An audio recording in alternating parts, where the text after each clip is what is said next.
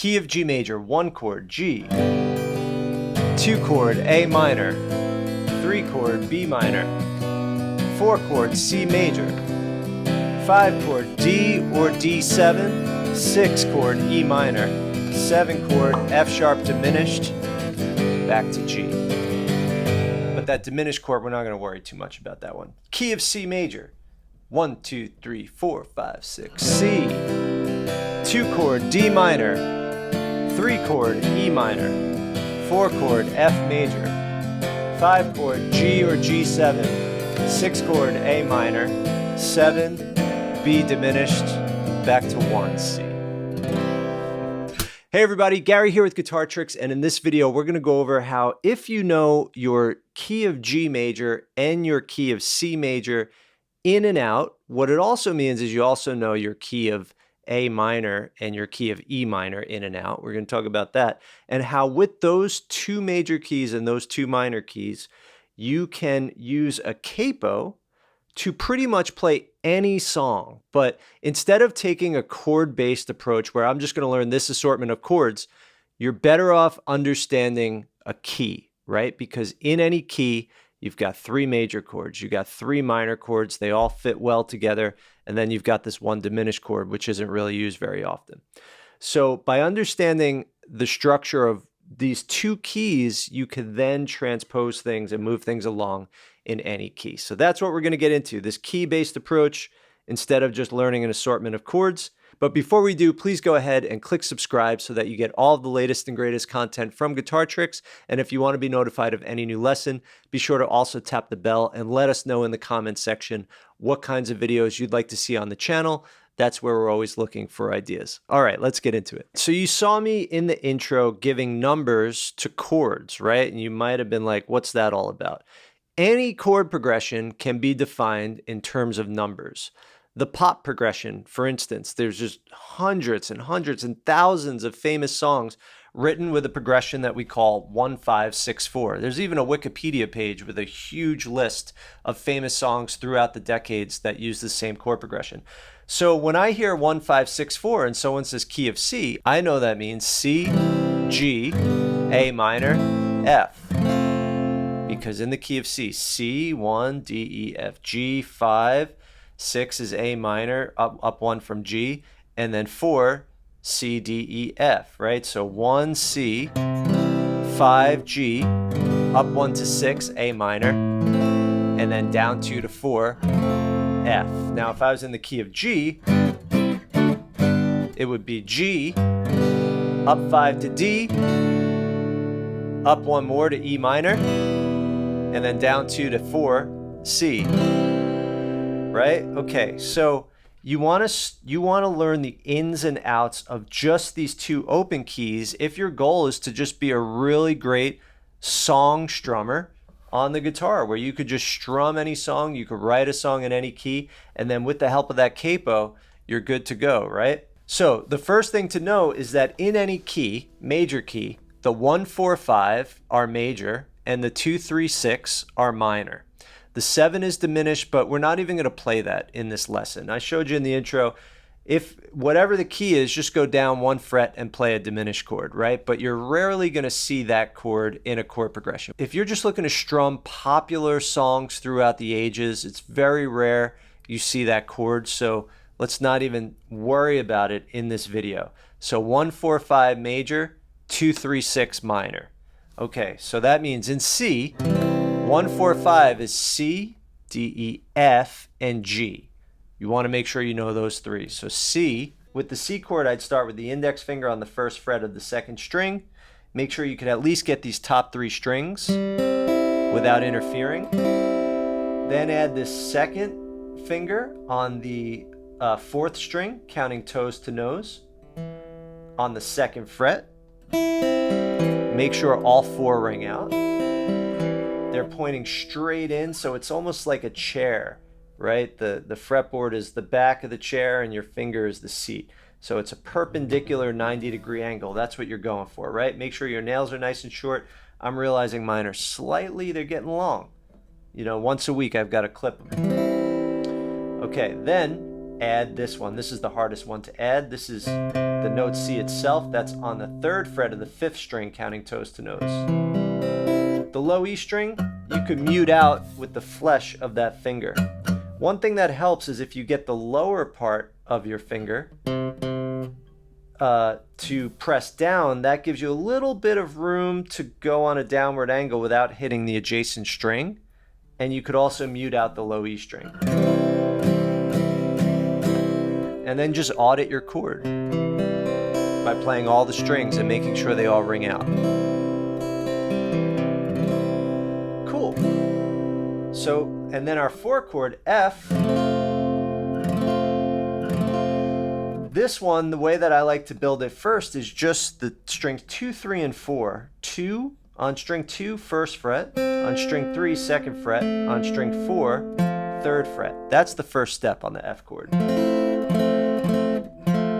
Once you get that, now take this finger and move it up 1 string, and then put your pinky where that finger was. And then you've got the middle 4 strings like this. And you can mute out the 2 E strings with the flesh of your fingertips, right? So now you have the middle 4 strings.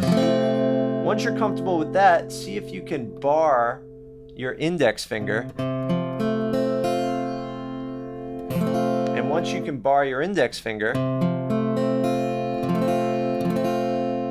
then see if you can take it from just the top 2 strings and get all 6-string bar like that. Right, so this is fine. This is a little better. This is even better. And this is great, but sometimes, you know, just this is what you want. You don't necessarily want all 6 strings. And then also sometimes I use my thumb. Go. All right, then G.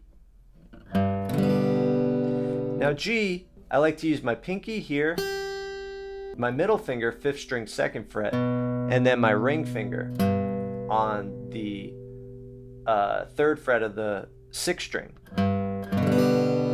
Now notice how I'm using the bottom of the tip here so that I'm not muting out the A string. So if I use this part of the tip, I'm going to mute the A string.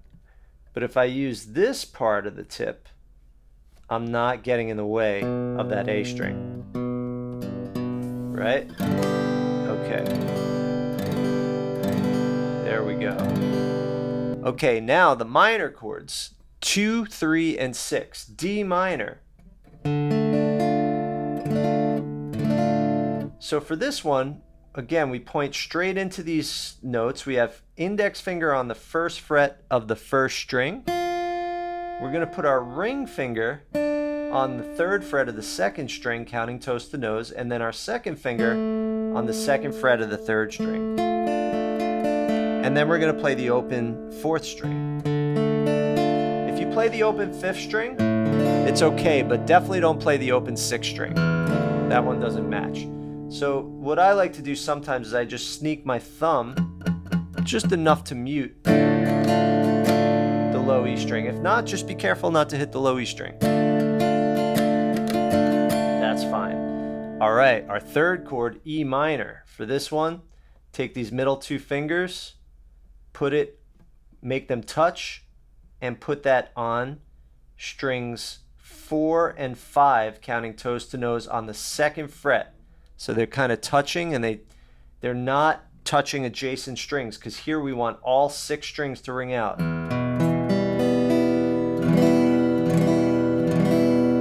Pointing straight in. Thumb is nice and relaxed on the back of the neck. Okay. Then one more minor chord, our 6th chord, which is A minor. Now A minor is very similar to C. The only difference, you take this ring finger, instead of putting it here, just put it right beneath the middle finger on the 2nd fret of the 3rd string, pointing straight in. And then the lowest note you want to be the open A string, string 5. But if you hit the low E, it's okay, because that note is in the chord. It's just not the root note. So putting it all together, C, 1 chord, D minor, 2 chord, E minor, 3 chord, F, 4 chord, G, 5 chord, A minor, 6 chord. Okay, now one other chord. The 5 chord is very special because often the 5 chord leads us back to the 1 chord. And one way to make it more dramatic, to lead even stronger back to the home chord, is to make it what we call a 7th chord. So if we take this G major and we replace this G on the top with the note F right here, then the chord looks like this. So instead of the pinky, put the index finger on the 1st fret of that string number 1. That's a G7. Now key of G, very similar. Start on G. That's our 1 chord. 4 or 5 is going to be C and D. Here's C, we went over that. Now D, this one could be a little tricky. Put your hand a little bit on an angle like this. Put the 1st finger on the 2nd fret of the 3rd string, counting toes to nose. Take your 2nd finger, your middle finger, put that on the 2nd fret of the high E string. And then take your 3rd finger and bring that and put that in the middle on the 3rd fret of the 2nd string.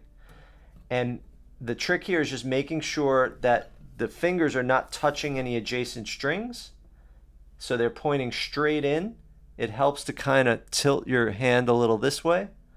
And then start on the 4th string, that open note. If you hit the 5th string, it's okay. Try not to hit the 6th string.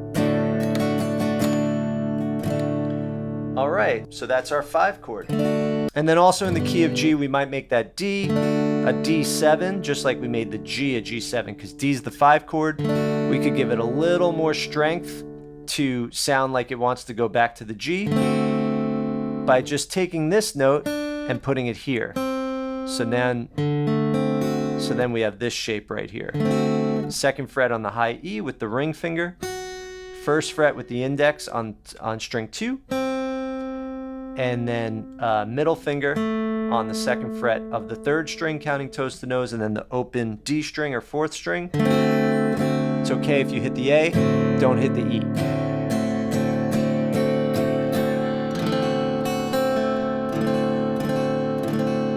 Now our 3 minor chords, A minor, we went over that one, that's the 2 chord.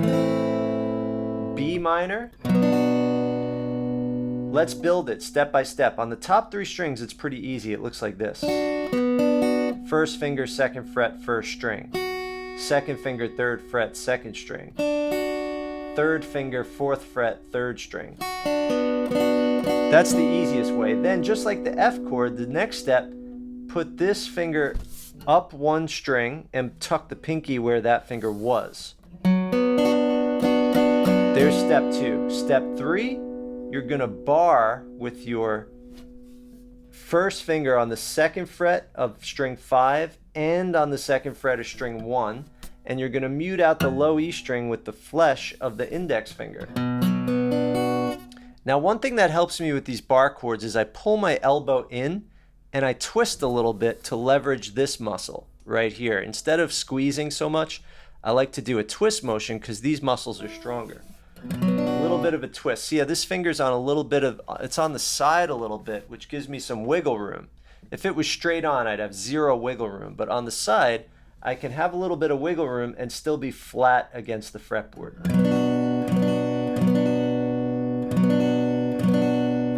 And then our 6th chord, E minor, which we went over. Okay. So now you're going to want to play as many chord progressions as you can in these 2 keys. Now, there's all these online tools. Let's say you go to Ultimate Guitar, right? It's a free website where you can see chord progressions for tons of songs. There's a button called transpose, right? You could transpose everything to the key of G or to the key of C and really get to know that key and define for yourself, this is the 1st chord in the key, this is the 4th, this is the 5th, this is the 2nd, this is the 3rd. So you get to see the structure of a chord progression. So let's say, for instance, you learn a song, it goes G, D, E minor, C. 1, 2, 3, 4.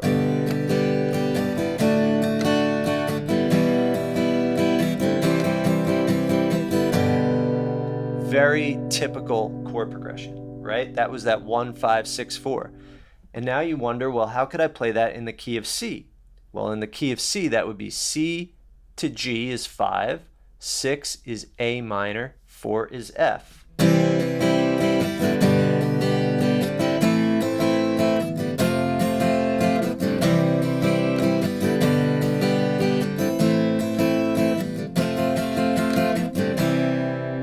Okay, so once you understand what every chord in that key is, you could then use a capo to play in new keys, right? So let's say you find out that this song, it's in the key of A flat, and you find out, okay, the chords, it says key A flat, and it says A flat, E flat, F minor to D flat. Well, that looks like this with bar chords.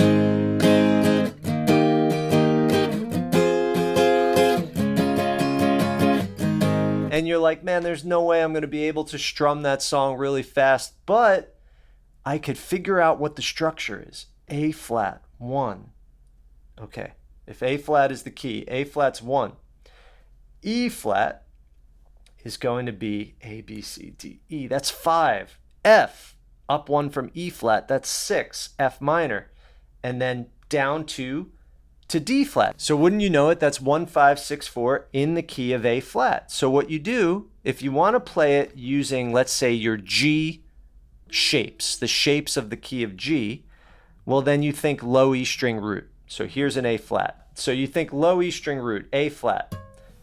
So if you were going to play a G chord from this note, it would be like this. But that sounds terrible, right? The reason why is because we moved up 1 fret from G to get to A flat, right? From G to A flat, that's 1 fret. That means your capo has to follow your hand 1 fret. Okay, so now I put a capo on the 1st fret, and what happens is when I play a G chord, now thinking that the capo is my new nut, I'm playing an A flat chord. So that's an A flat. It looks like a G, but it's an A flat because I've moved the capo 1 fret. So I moved everything up in sound by what we call a half step from G to A flat. So now 1, 5, 6, 4, I know in the key of G that's G, D, E minor, C. So now I could play that same song where earlier I went,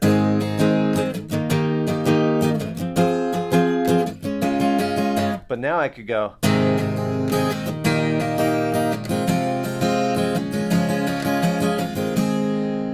Cool, right? Now, let's say I want to play that with my C shapes.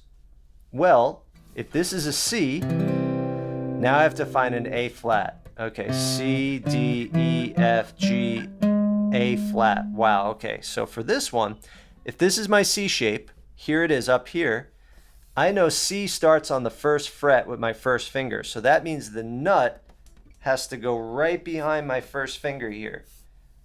Okay, so now I'm going to put my capo as my new nut. So now I could play my C shape with an A flat root on the A string. And now I play 1, 5, 6, 4. 1 is C, 5 is G, 6 was A minor, and 4 was F. So now I could go.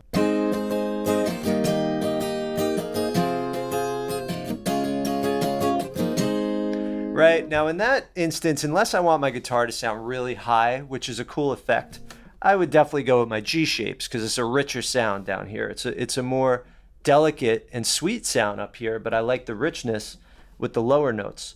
So if you know just your key of C and your key of G inside out, and you have a capo, you've got access to all 12 keys, as long as you know key of C and key of G as open chords.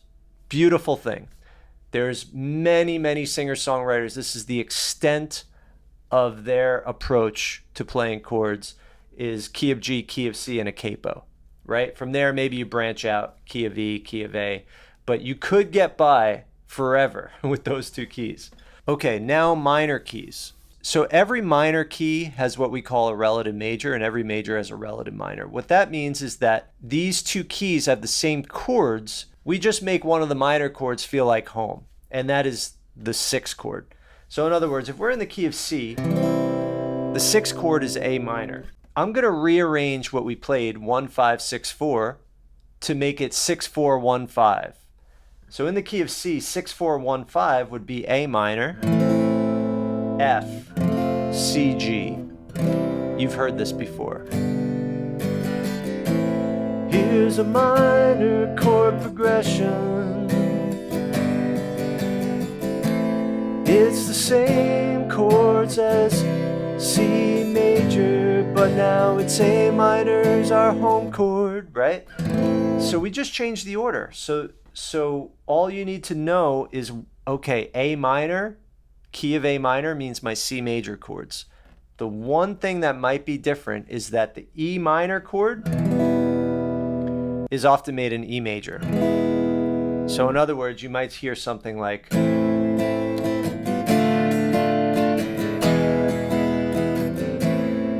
so just remember that in the key of A minor, you might often see either an E major or even an E7, which means we take this E and we just lift up the ring finger.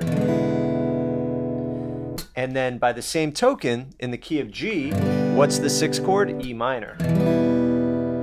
So the key of E minor is the same chords as G majors. So now let's play 6 4 1 5 in the key of G, but really the 6th chord is our home chord because we're in E minor.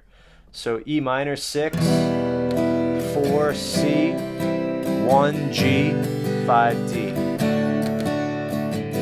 So now we're in the key of E minor and not G major anymore. This is a minor key, oh yeah.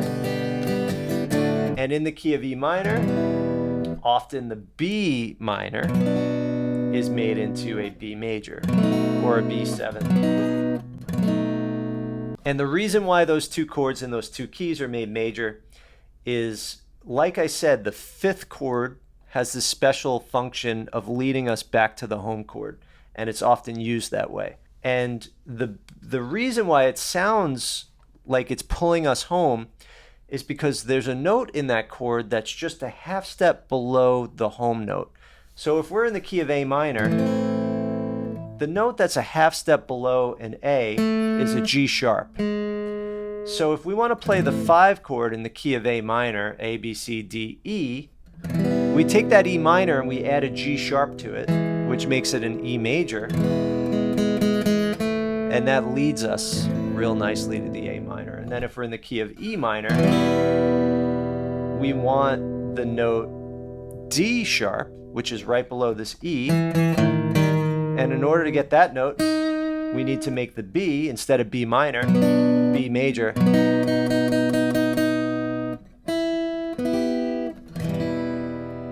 So that's the reason for that, why in the minor key that one chord could be different between the relative major and minor.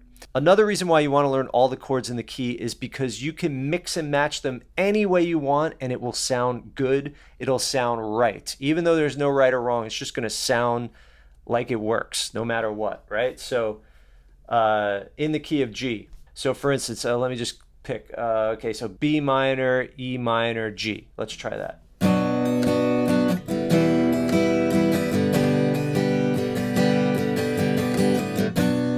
Perfect. Okay, C, D, E minor.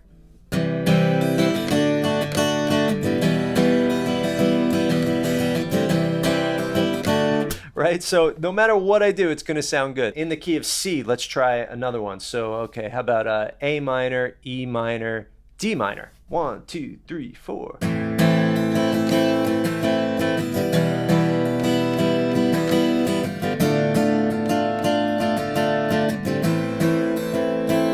Perfect. How about C, D minor, G?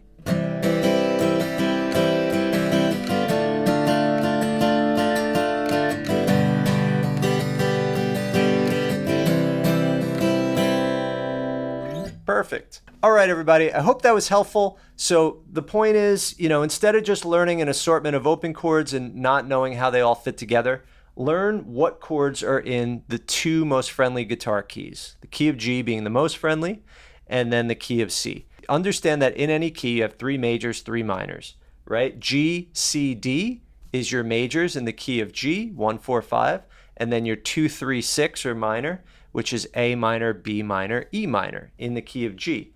In the key of C, C, F, and G are your 1, 4, 5 major, and then D minor, E minor, and A minor are your 2, 3, and 6. In those keys, you can mix and match those chords however you see fit, and it's going to work beautifully.